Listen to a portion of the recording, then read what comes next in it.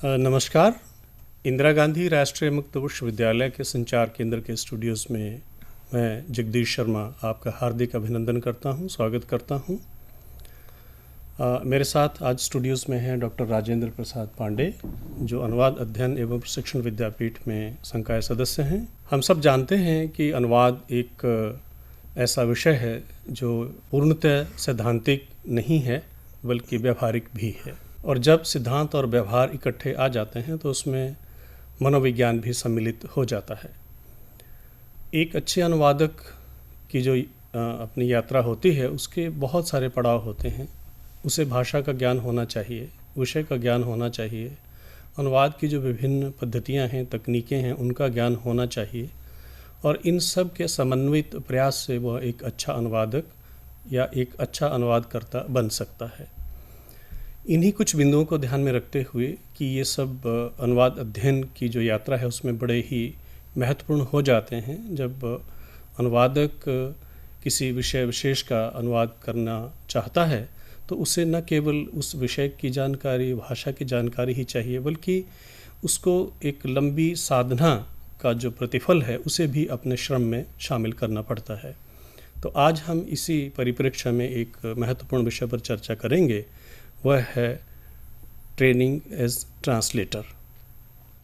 ये जो ट्रांसलेटर्स के प्रशिक्षण की बात होती है, इसके क्या क्या चरण हैं, इसके क्या क्या स्वरूप हैं, और कौन से ऐसे संस्थान हैं जो एक अनुवादक को बेहतर अनुवादक बनने के लिए प्रशिक्षण या शिक्षण की व्यवस्था करते हैं। तो इन सब बिंदुओं पर हम चर्चा करेंगे और मेरे साथ डॉक्टर पांडे चर्चा में शामिल रहेंगे। डॉक्टर साहब, ये जो एक वाक्य जैसे मैंने कहा कि ट्रेनिंग एज ट्रांसलेटर, तो इससे क्या अभिप्राय है? वैसे तो हम सब जानते हैं कि ट्रेनिंग या प्रशिक्षण हर एक ऐसे व्यावसायिक क्षेत्र का अभिन्न अंग होता है जिसमें आपको एक अतिरिक्त दक्षता की ज़रूरत होती है, लेकिन जब हम अनुवाद के सिलसिले में इसकी चर्चा करते हैं तो क्या विशिष्ट इसके साथ जुड़ जाता है, शामिल हो जाता है? शर्मा जी, जैसे आपने कहा कि प्रशिक्षण वस्तुतः विशिष्ट शिक्षण प्रणाली है जी। जैसे प्रशिक्षण में उपसर्ग जब हम लगा देते हैं तो विशिष्ट प्रकार का शिक्षण है, यानी शिक्षण जो स्वतः संज्ञान लेते हुए शिक्षक जो शिक्षा संस्थान में या कक्षा में जो पढ़ाता है वो वस्तुतः विषय वस्तु पर केंद्रित होता है और उसके अवान्तर प्रसंगों को और विषयांतर करके उसको जोड़ करके शिक्षार्थी को पाठ केंद्रित शिक्षण प्रदान करता है। लेकिन प्रशिक्षण में एक सोद्देश्य शिक्षण होता है और उसका मुख्य प्रयोजन कौशल विकास होता है जी। जो स्किल डेवलपमेंट है वो विषय से संबंधित स्किल डेवलपमेंट करना प्रशिक्षण का विशेष अभिप्राय होता है। तो इस अभिप्राय को पूरा करने के लिए कुछ पद्धतियाँ होती हैं, कुछ प्रविधियाँ होती हैं, कुछ डिवाइसेज है, कुछ मेथडोलॉजी है, बहुत सारे कुछ तरीके हैं, मैकेनिज्म है। तो अगर हम इसको संक्षेप में कह पाएँ कि एक तरह से जो शिक्षण की जो प्रक्रिया है, जब उसको हम विशिष्ट उद्देश्य या एक किसी दिशा विशेष या किसी विषय विशेष की दृष्टि से कुछ और उसमें एक श्रेष्ठतर करने की कोशिश करते हैं, उसको बेहतर बनाने की कोशिश करते हैं, तो वो एक तरह का प्रशिक्षण हो जाता है। अनुवाद के संदर्भ में इसकी प्रासंगिकता क्या है डॉक्टर साहब?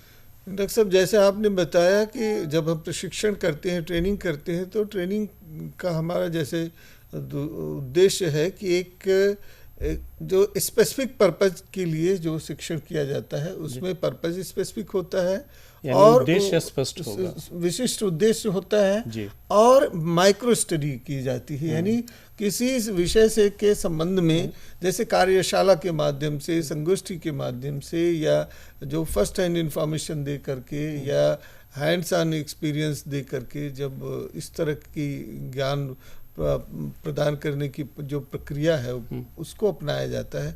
इस प्रोसेस को, इस तरह के जो प्रोसीजरल सिस्टम है उसको हम प्रशिक्षण के दायरे में ले सकते हैं। तो जैसे आपकी बात को जो आपने कहा था उसी को थोड़ा सा और विस्तार देते हैं कि अनुवाद के संदर्भ में ऐसे प्रशिक्षण की क्या आवश्यकता होती है। तो अनुवाद के संदर्भ में प्रशिक्षण की आवश्यकता इसलिए होती है कि अनुवाद एक तरह का विशिष्ट कार्य है। विशिष्ट कार्य का अर्थ ये है कि ये रचनात्मक लेखन से भिन्न है, ये सृजनात्मक प्रक्रिया से भिन्न है, ये किसी प्रदत्त पाठ को दूसरी भाषा में संप्रेषित करने का एक सशक्त कार्य है, उद्यम है। और इसके लिए क्या क्या सावधानियां बरतने की ज़रूरत है, क्या योग्यताएं होनी चाहिए, क्या विशिष्ट योग्यताएं होनी चाहिए, कौन सी पद्धतियां अपनाई जानी चाहिए, इन सब के बारे में एक विशिष्ट कौशल निर्मित किया जा सके। जैसे आप संस्कृत के प्रकांड ज्ञाता है तो मैं वहीं से कुछ सूत्र दे रहा हूँ। जैसे एक कार्यत्री प्रतिभा होती है और एक भावयत्री प्रतिभा होती है। तो कार्यत्री प्रतिभा तो जन्मजात होती है, लेकिन भावयत्री प्रतिभा जो है वो आपको निर्मित करनी पड़ती है, अभ्यास से उसका विकास संभव है। तो कुछ अनुवादक ऐसे हो सकते हैं, हुए हैं, जिन्होंने अनुवाद का सैद्धांतिक और प्रशिक्षण परक अध्यापन नहीं किया है, उससे नहीं जुड़े, लेकिन फिर भी अनुवाद किया है। पर वास्तव में जब हम अनुवाद को एक, जैसे नायडा के हवाले से कहें कि अगर अनुवाद को एक विज्ञान माने तो वैज्ञानिक प्रक्रिया में एक तरह का सिस्टमिक एप्लीकेशन तो होगा, और जब सिस्टमिक एप्लीकेशन होगा तो इसलिए प्रशिक्षण की उसमें ज़रूरत होगी। और अगर उसको कला की दृष्टि से भी देखा जाए तो भी उसमें निरंतर जो परिष्कार की गुंजाइश है बनी रहती है। डॉक्टर साहब, अनुवाद में तो भाषा के साथ एक तरह का बहुत, जिसको हम अंग्रेजी में एक शब्द का इस्तेमाल करते हैं, प्ले होता है जी। यानी भाषा के जो बहुत सारी छवियां हैं, भाषा की जो बहुत सारी परतें हैं, भाषा के जो बहुत सारे स्वरूप हैं, उनका अलग अलग दृष्टि से प्रयोग किया जाता है। और ये जो प्रयोग हैं ये विषय पर भी निर्भर करते हैं, परिवेश पर भी निर्भर करते हैं, संस्कृति पर भी निर्भर करते हैं। तो क्या केवल भाषा का ज्ञान, आप बहुत अच्छे भाषाविद हो सकते हैं, लेकिन क्या ये उसका प्रतिफल हो सकता है कि आप उतने ही अच्छे अनुवादक हों? और यदि भाषा के ज्ञान के साथ साथ आप प्रशिक्षण भी लेते हैं, अभ्यास भी करते हैं, और जैसा आपने जिक्र किया कि क्या अनुवाद की रणनीतियां हैं, प्रविधियां हैं, बहुत सारी जो उसकी दूसरी एक जैसे सूक्ष्म पहलू हैं, उनको जान करके क्या भाषा के ज्ञान को हम बेहतर रूप से अनुवाद की प्रक्रिया में इस्तेमाल कर सकते हैं? शर्मा जी, जैसे आपने बताया कि अनुवाद में जब हम दोनों स्तरों पर देखते हैं, चाहे अनुवाद को कला माने या विज्ञान माने, दोनों में जो अगर कला मानते हैं तो उसमें एक क्राफ्टमैनशिप चाहिए जी, मतलब कि शिल्प निर्माण प्रक्रिया का विशेष ज्ञान, ये क्राफ्टमैनशिप जो कला कौशल है, अभ्यास से शायद वो अभ्यास से ज़्यादा होता है, बार बार परिष्कृत होता है, परिमार्जित होता है जी। और अगर विज्ञान भी माने तो भी एक सिस्टमिक अप्रोच होता है, एक जो साइंटिफिक टेम्पर है वो तो उसमें होना ही चाहिए। अब इन दोनों प्रणालियों में से जिस भी प्रणाली का उपयोग करें, या एक जो है ब्लेंडेड मोड में इनका एप्लीकेशन करें, थोड़ा साइंटिफिक अप्रोच रखें, या और क्राफ्टमैनशिप भी अपनाएं, तो दोनों का जब संयुक्त उपक्रम हम करते हैं तो ट्रांसलेशन में कुछ हम टूल्स और डिवाइसेस भी इस्तेमाल करते हैं, और कुछ जो है ट्रांसलेटर के, जो अनुवादक के कला कौशल, उसके भाषा ज्ञान, उसकी विशेषज्ञता, इन सब का समुपयोग किया जाता है। और भाषा भी अर्जित की जाती है, कुछ तो हमें उपहार के रूप में मिलती है, लेकिन बहुधा उसका जो एक प्रयोजन मूलक स्वरूप है उसे हम अर्जित ही करते हैं जी। और वो लगातार परिष्कृत होती रहती है जैसे जैसे हमारा अध्ययन का और अनुभव का दायरा बढ़ता है। जैसे आपने बताया, असल में अनुवाद में वैसे तो अनुवाद व्यापक स्तर पर पुनर्सृजन है, नवलेखन है और पुनर्लेखन है, अनुसृजन है, लेकिन इन सब के बावजूद हम अनुवाद को, या इंटरमीडिएट ट्रांसलेशन, यानी दो विधाओं के बीच में, दो स्वरूपों के बीच में अंतरण है, लेकिन इन सब के बावजूद जब हम अनुवाद कहते हैं तो अनुवाद से जो हमारा उद्देश्य सदता है, स्पष्ट रूप से प्रथम जो प्रत्यक्ष रूप में जो चित्र निर्मित होता है या जो छवि निर्मित होती है, वो ये कि एक भाषा से दूसरी भाषा में किए लिखित पाठ, वैसे तो वर्बल ट्रांसलेशन भी होते हैं और केवल जो है लिटरेचर नहीं, ओरेचर का भी ट्रांसलेशन हो सकता है, मौखिक अनुवाद भी होता है। जी। लेकिन जब अनुवाद हम कहते हैं तो प्रायः उसका एक संदर्भ विशेष परक अर्थ होता है। वो ये होता है कि किसी प्रदत्त लिखित पाठ का दूसरी भाषा में भावांतरण और संदेश अंतरण, रूपांतरण। अब इस प्रक्रिया को करने के लिए अनुवादक कितना कौशल रखे, क्या क्या अर्हताएं हैं, क्या पूर्व शर्तें, प्री रिक्विजिट कंडीशंस क्या हैं, इन्हीं सब बातों को विशेष रूप से रेखांकित करते हुए प्रशिक्षक चाहता है कि अनुवादक में वो कौशल विकास किया जाए, वो कौशल उस तक संप्रेषित किया जाए और वो किस तरह से उसका सृजन करे, निर्माण कर सके। बल्कि डॉक्टर साहब, अगर हम इसको इस दृष्टि से देखें कि प्रशिक्षण, आपने एक बीच में उल्लेख किया था कार्यशाला का जी, कि ये कोशिश की जाती है कि केवल उसको प्रशिक्षण का परिचय ही नहीं दिया जाए, बल्कि उसको व्यावहारिक रूप से भी एक तरह का कौशल निर्माण अनुवादक में संभव हो सके, इस तरह का प्रयास होता है। मैं एक जो अभी आपने बात की, आपने कहा कि भाषांतरण होता है, एक संदेश का अंतरण होता है, और जो पहले से आपके पास एक दिया गया पाठ है उसको आपको जो लक्षित भाषा वर्ग है, लक्षित भाषा है, उसमें आपको उसके आशय को व्यक्त करना होता है। एक अनुवाद की जो एक अलग अलग ये रीतियां हैं, प्रकार हैं, इनमें एक रीटेलिंग या पुनर्कथन भी एक आता है। और अगर आप भारतीय साहित्य के बारे में थोड़ा सा गौर करें तो हम देखेंगे कि रामायण और महाभारत में एक रीटेलिंग की बड़ी एक परंपरा हमें मिलती है। तो अब आप देखिए कि वाल्मीकि कृत रामायण को लीजिए या तुलसी कृत मानस को लीजिए, तो एक बड़ा आपको उन दोनों के बीच में अंतर दिखेगा। लेकिन ये बात बिल्कुल सही है कि जो मूल में एक मूल उसका आदर्श है वो दोनों में बना हुआ है। तो मैं ये आपसे जानना चाहता था कि क्या किसी पाठ का जब हम पुनर्कथन करते हैं, रीटेलिंग करते हैं या उसका एक अनुकूलन करते हैं, अप्रोप्रिएशन करते हैं, तो किस तरह के प्रशिक्षण की ज़रूरत पड़ती है? डॉक्टर साहब, दो तरह के अनुवाद, जैसे अगर कार्यालय साहित्य का अनुवाद करना हो या विधि साहित्य का अनुवाद करना हो तो उसके लिए अलग रणनीतियाँ या प्रशिक्षण की आवश्यकता होती है। और जिसका संदर्भ आपने किया कि अनुसृजन परक जो साहित्य रूपांतरण है, उसमें यानी ट्रांसक्रिएशन के संदर्भ में सृजनात्मक साहित्य के रूपांतरण की प्रक्रिया पर बल दिया जाता है। उसमें 2-3 पद्धतियों का उपयोग किया जा सकता है। अगर उस ब्यौरे में हम जानना चाहें तो जैसे मान लीजिए ट्रांसलेशन एज न्यू राइटिंग। अगर किसी सिद्धांतकार का नाम ले, मान लीजिए कि सुजीत मुखर्जी ने ये पद निर्माण किया कि इसको नवलेखन के रूप में परिभाषित किया। तो नवलेखन क्यों? क्योंकि वो जो मूल संरचनागत दायरे हैं, ढांचे हैं, उससे अनुवादक जो है कुछ रियायतें लेता है, छूट लेता है। और ये जो ट्रांसलेटर की लिबर्टी है वो ट्रांसलेटर्स विजिबिलिटी के रूप में रिफ्लेक्ट होती है, यानी अनुवादक उसमें दृश्यमान हो जाता है इस छूट लेने यानी अनुवादक अपने समय काल और परिस्थिति के अनुसार उस पाठ का एक तरह से रूपांतरण करता है और वो एक तरह का आपको नया पाठ भी प्रदान कर देता है। जैसे जिनका संदर्भ आपने दिया, मान लीजिए तुलसीदास ने रामचरितमानस का निर्माण किया या कुंभन ने रामायण का निर्माण और भारतीय भाषाओं में इसकी बहुत सारे संस्करण मिलते हैं, प्रक्रियाएं हैं, बहुत से उदाहरण मिलते हैं। लेकिन जो मूल संरचना है यानी चरित्रों के नाम वहाँ से निर्मित किए और उन्होंने परकाया प्रवेश करके एक नया रूप प्रदान किया। इसको हम अगर दूसरे उदाहरणों से भी समझने की कोशिश करें, जैसे हमारे यहाँ ये एक मुख्य आधार और अधिरचना के संदर्भ में अगर बात करें तो वो संदर्भ दूसरा हो जाएगा।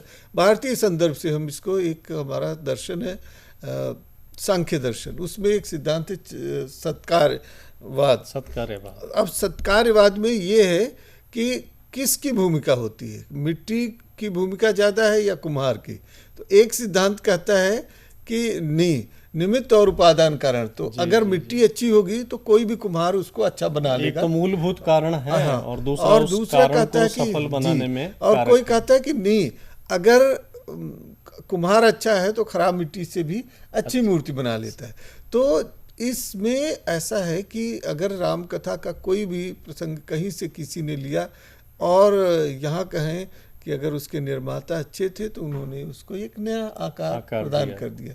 तो ये स्थितियाँ होती हैं। आपने एक बड़ा रोचक प्रसंग शुरू किया है। मैं ये चाहता था कि ये जो कला है, इस तरह की जो योग्यता है अनुवाद में, अनुवादक में, ये कहाँ से आती है? क्योंकि जाहिर है कि जो प्रदत्त पाठ है वो कुछ और है, लेकिन जब नवलेखन करना है या पुनर्लेखन करना है तो वो अपने आप में एक नए पाठ के रूप में एक अच्छा पाठ बन सके, क्या क्या प्रशिक्षण चाहिए और ये प्रशिक्षण कैसे प्राप्त होते हैं? क्योंकि आपने शुरू में कहा था कि अगर प्रशासनिक साहित्य है, विधि साहित्य है या प्रोसीजरल प्रक्रियागत साहित्य है, इसके लिए तो आपको प्रशिक्षण की व्यवस्थाएं बहुत सारे संस्थान करते हैं और एक विधिवत उसके लिए संरचना बनाई गई है।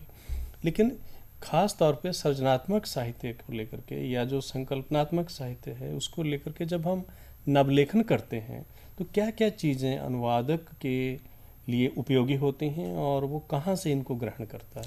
डॉक्टर साहब, जैसे आपने बताया कई संस्थान हैं, जैसे मान लीजिए कि सेंट्रल ट्रांसलेशन ब्यूरो, इसके अतिरिक्त जो नेशनल ट्रांसलेशन मिशन, ये कार्यशालाएं आयोजित करते हैं। हमारे स्कूल ऑफ ट्रांसलेशन स्टडीज, हमने भी राष्ट्रीय प्रशिक्षण कार्यशालाएं आयोजित की हैं। ऐसे बहुत से विश्वविद्यालय हैं जहां स्कूल ऑफ ट्रांसलेशन स्टडीज है या ट्रांसलेशन सेंटर्स हैं, वो लोग इस तरह के उपक्रम करते हैं, कोशिशें करते हैं।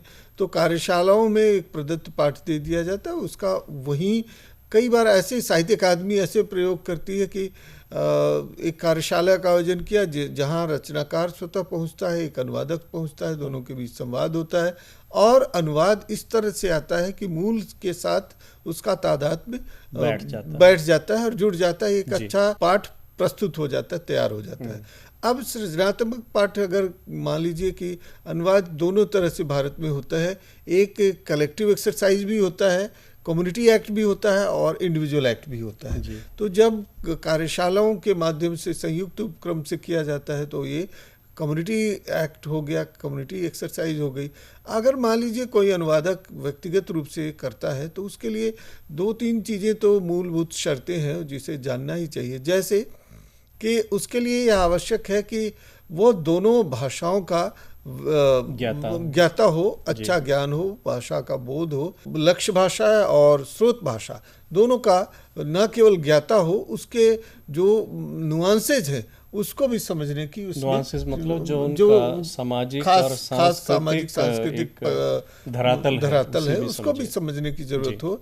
दूसरा कि उस संस्कृति को भी समझने की जरूरत है। जैसे अगर हम जिस संस्कृति आधारित है जिस संस्कृति में वो संप्रेषित करना चाहता है। जैसे अगर एंड्रे लेफेयर के हवाले से कहें तो वो कहते हैं कि ट्रांसलेशन पहले क्या था, ये ट्रांसलेशन पहले उसकी ऑपरेशनल यूनिट वर्ड्स थी, शब्द था। उसके बाद क्या हुआ कि वाक्य और पाठ हो गया। अब लेफेयर के मत में कि ऑपरेशनल यूनिट इज कल्चर। अब जो संस्कृति है वो जो है प्रक्रियात्मक जो उपागम है या पाठ है। तो कभी कभी यानी अब आप शब्द वाक्य या उसकी प्रोक्ति से ऊपर उठ करके उसके पूरे परिवेश की बात, ट्रांसलेशन पूरा एम्बियंस क्या है उसको समझने की जरूरत है। तो इसीलिए अगर किसी भिन्न संस्कृति के पाठ को अगर हम समझें तो वही हवाले, उन्हीं का फिर से हवाला दूं, लेफेयर एक दूसरे निबंध में कहते हैं कंपोजिंग द अदर। तो दूसरी संस्कृति में प्रवेश करने के पहले उस समय अगर उस संस्कृति से जुड़े पाठ को हम समझ रहे हैं या रूपांतरित कर रहे हैं, तब हम क्या करते हैं, तब उसमें पर काया प्रवेश ही नहीं करना चाहिए। उनके अनुसार उस संस्कृति को समझना चाहिए, न केवल पाठ के स्तर पर वहाँ प्रवास करके भी समझना चाहिए, जानना चाहिए। तो ये संस्कृति मूलक या साहित्यिक कृतियों के संदर्भ में प्रशिक्षण की बात है। प्रशिक्षण के संदर्भ में एक और चीज़ आपने जो अभी प्रवास शब्द का इस्तेमाल किया, तो इससे क्या ये तात्पर्य है कि जो अनुवादक है उसे अगर इस तरह का कोई महत्वपूर्ण अनुवाद कर्म करना है और वो जब तक जो उसका लक्ष्य होगा या लक्षित भाषा का जो परिवेश होगा उसको वो जी करके नहीं देखेगा या वहाँ उसकी पूरी अनुभूति नहीं करेगा तो शायद बहुत संभव है कि वो उतना आदर्श अनुवाद ना कर पाए। जी बिल्कुल सही कहा जाए। ये असल में ये सिद्धांत तो सोशल साइंस के रिसर्च का है, पार्टिसिपेंट ऑब्जर्वेशन थियरी जी। तो उसमें अनुवाद के संदर्भ में भी उस जिस संदर्भ का, मान लीजिए कि एक जनजाति के संदर्भ में लिखा गया पाठ है, उसको पढ़ने के लिए और उसका अनुवाद करने के लिए, या किसी फ्रांस के साहित्य का अगर अनुवाद कोई भारतीय कर रहा है तो कर सकता है, लेकिन बेहतर ये होगा कि उस परिवेश में अगर कुछ दिन बिताए तो उस संस्कृति को ज़्यादा गहराई से समझ सकता है, जी सकता है। तो मुझे लगता है कि ये शर्तें भी उपयोगी हैं। कभी कभी हम केवल लिखित पाठ से नहीं बल्कि अलिखित चीज़ों से और परिवेशगत संरचना से, मुहावरों के माध्यम से, या अनकही बात जो अनस्पोकन वर्ड्स होते हैं सराउंडिंग्स के, उससे भी बहुत सी बातें सीख लेते हैं। तो ऐसे प्रशिक्षण की भी आवश्यकता हो सकती है। जी, ये तो जो हम एक तरह के अकादमिक प्रशिक्षण की बात कर रहे थे, और साथ में कुछ उसमें व्यवहारिक पक्ष भी साथ में आए कि शिक्षा से शिक्षण और फिर प्रशिक्षण, और उसका एक जो बड़ा दायरा है उसमें क्या क्या चीज़ें हैं, और अनुवादक को जब किसी ऐसी अपरिचित संस्कृति में अपने किसी मूल पाठ को ले जाना हो तो उसके लिए क्या क्या ज़रूरत है। जैसा आपने कहा कि उसके लिए उसको प्रवास भी करना बड़ा उपयोगी हो सकता है। कुछ जो अनुवाद प्रशिक्षण में जब हम थोड़ा सा गहरे जाते हैं तो ऐसा भी लगता है कि इसके कुछ व्यवहारिक पक्ष हैं जिनका प्रशिक्षण भी दिया जाना चाहिए। जैसे किस तरह के पाठ का अनुवाद किया जा सकता है, और अगर अनुवाद कर लिया गया है तो उसके जो एक कॉपीराइट्स क्या हैं, किस तरह के पाठ का अनुवाद नहीं करना चाहिए, यानी selection of the source text एक चीज़। तो क्या इसमें भी कुछ ऐसे पैरामीटर्स या कुछ मानक हैं जिनकी जानकारी अनुवादक को होनी चाहिए, एक बात। और दूसरा जैसे प्रतिलिपि अधिकार है जी, कॉपीराइट लॉस हैं या एक्ट है, ये भी बड़े महत्वपूर्ण हो जाते हैं, क्योंकि जो सृजनात्मक सामग्री होती है उस पर किसका अधिकार है, कब वो अधिकार मुक्त होता है। तो क्या ये जो पहलू हैं इनके बारे में भी प्रशिक्षण दिया जाना चाहिए? जी डॉक्टर साहब, पहली शर्त तो किसी भी पाठ का अनुवाद करने के लिए अनुवादक को न केवल भाषाओं का ज्ञान होना चाहिए, डोमेन नॉलेज होना चाहिए, यानी संबंधित विषय जो पाठ का विषय है उसको समझना चाहिए। उसके अतिरिक्त किस तरह की प्रकृति है पाठ की, उसको ध्यान में रखते हुए रणनीति अपनाई जानी चाहिए। टूल्स ऑफ ट्रांसलेशन कौन कौन से उपयोगी हो सकते हैं, जैसे मान लीजिए कार्यालय साहित्य का अनुवाद करना है तो एक जो डिक्शनरी है वो तो होनी चाहिए, और एडमिनिस्ट्रेटिव वोकैबुलरी भी चाहिए, शब्दावली ग्लॉसरी भी चाहिए। आजकल तो विभिन्न विषयों पर बड़ी व्यापक शब्दावलियां हैं। जी, शब्दावलियों का प्रयोग करना चाहिए। इसके अतिरिक्त जो आप अभी जिक्र कर रहे थे कि क्या क्या उसमें कॉपीराइट का प्रश्न आता है, हर देश के अपने अपने कॉपीराइट लॉज हैं। जैसे मैं पढ़ रहा था कॉपीराइट लॉज के बारे में, तो भारत के संदर्भ में है कि लेखक या रचनाकार या जो निर्माता है, जो भी पेंटर है, उसकी मृत्यु के 60 वर्षों तक वो कॉपीराइट लॉज उसके जो संबंधित लोग हैं, परिवारजन या जो सक्सेसर है उसके पास रहता है। कहीं कुछ देशों में ऐसा है कि मृत्यु के 75 वर्षों तक रहता है। एक दो देश ऐसे हैं जहां रचना के 100 साल बाद, चाहे लेखक जी स्वतः ही, चाहे जी मान लीजिए कि अगर किसी, वैसे काल्पनिक ही होता, लेकिन किसी ने 15 वर्ष की उम्र में लिखा कोई, और 115 वर्ष का रचनाकार है, फिर भी कॉपीराइट लॉ से फ्री हो जाता है, क्योंकि वो वहाँ उस देश में जो है उस तरह का नियम ये नियम है कि रचना के 100 वर्ष बाद रचना कभी भी प्रकाशित हुई हो तो, या इस क्रम को अगर आप बढ़ाएं कि अगर लेखक की मृत्यु 100 वर्षों बाद हुई, रचना कोई 15 वर्ष में लिखी थी उसने, तो उसकी मृत्यु के ठीक 15 वर्ष बाद वो ओपन डोमेन में आ जाता है। तो इस तरह से, लेकिन भारत की स्थितियां जो है उसमें अभी रचनाकार के या जो क्रिएटर है या पेंटर है, जो भी है, उसके जीवन के 60 वर्षों बाद तक कॉपीराइट लॉज फ्री हो सकता है। बल्कि इसमें मुझे लगता है कि ज़्यादा बढ़िया ये होगा कि अगर जो अनुवादक है वो समय समय पर इन बातों से अपने आप को अपडेट करता रहे। जो अद्यतन जानकारी है, मान लीजिए कि उसमें कोई संशोधन भी हो जाता है, तो वो जो कॉपीराइट लॉज हैं इनकी भी जानकारी यानी अनुवादक को रखनी चाहिए, अवश्य चाहिए। डॉक्टर साहब, एक पक्ष भी मुझे लगता है कि अनुवाद के प्रशिक्षण के संदर्भ में चर्चा के लिए उपयोगी हो सकता है। वो ये है कि आजकल मशीनी अनुवाद भी एक अनुवाद के संदर्भ में बड़ा उभर करके विषय के रूप में सामने आया है, और ये लोगों का मानना है कि हो सकता है आने वाले वर्षों में इसमें और प्रगति हो, और काफ़ी सारा अनुवाद, ख़ास तौर पे जो एक प्रक्रियागत साहित्य है, प्रोसीजरल लिटरेचर है, या जो फंक्शनल लिटरेचर है, उसमें से कुछ क्षेत्रों में वो हमारा सहयोग कर पाए। तो हम जानते हैं कि कंप्यूटर एप्लीकेशंस के बहुत सारे टूल होते हैं, कैड टूल्स हैं, बहुत सारे ऑनलाइन डिक्शनरीज हैं, और एक जो ख़ास तौर पे जो एमएनसीज़ हैं, मल्टीनेशनल कंपनीज़ हैं, ये जब अनुवाद कराते हैं तो एक ख़ास तरह का एक स्ट्रक्चर्ड पैकेज देते हैं आपको। सोर्स टेक्स्ट का पैकेज है, एक टारगेट टेक्स्ट के लिए वो एक प्री कस्टमाइज्ड पहले से ही बना हुआ एक पैकेज आपको देते हैं। तो ये मुझे लगता है कि कंप्यूटर टेक्नोलॉजी का भी ज्ञान अनुवादक को हासिल करना चाहिए। डॉक्टर साहब, देखिए, आपने जैसा कहा कि आजकल मशीन या मशीन से संबंधित कोई भी चीज़ हमारे लिए अपरिहार्य है, जीवन के साथ जुड़ा हुआ है। अनुवाद भी उससे अछूता नहीं है।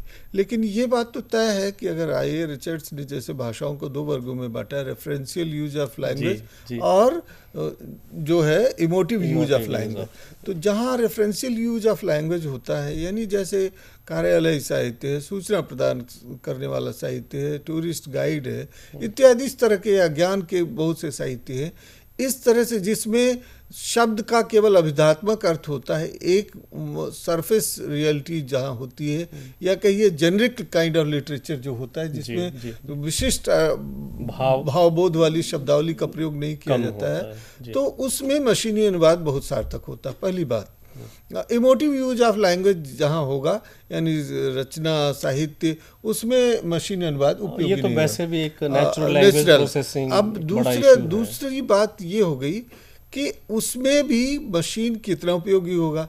तो मशीन में जैसा आप जानते हैं कि एक ह्यूमन एडेड मशीन ट्रांसलेशन होता है, एक मशीन एडेड ह्यूमन ट्रांसलेशन होता है। तो मान लीजिए कि एक सॉफ्टवेयर कोई है, या कोई जो है इस तरह के जैसे मंत्रा है, या बहुत से हैं, किसी संदर्भ विशेष का क्या नाम अनुसार का है, तो उनकी जानकारी होनी चाहिए, और वो कितने उपयोगी हैं, कहाँ उपयोगी हैं, जी, ये अनुवादक को ठीक से लेकिन जानना ये बात चाहिए। सही है कि मशीन पर पूरी तरह निर्भर नहीं रहा जा सकता है।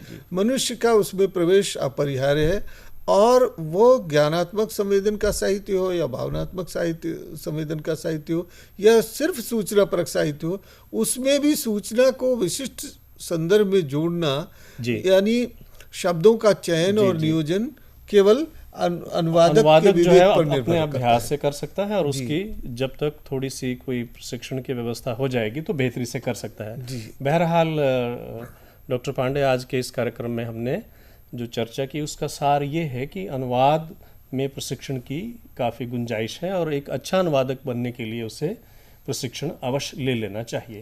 हम किसी दूसरे कार्यक्रम में इस पर व्यापक रूप से चर्चा करेंगे। आज स्टूडियोज़ में आने के लिए आपका बेहद शुक्रिया, और मुझे उम्मीद है कि हमारे अनुवाद अध्ययन के जो विद्यार्थी हैं उनको इससे लाभ प्राप्त हुआ होगा। नमस्कार। बहुत धन्यवाद डॉक्टर शर्मा।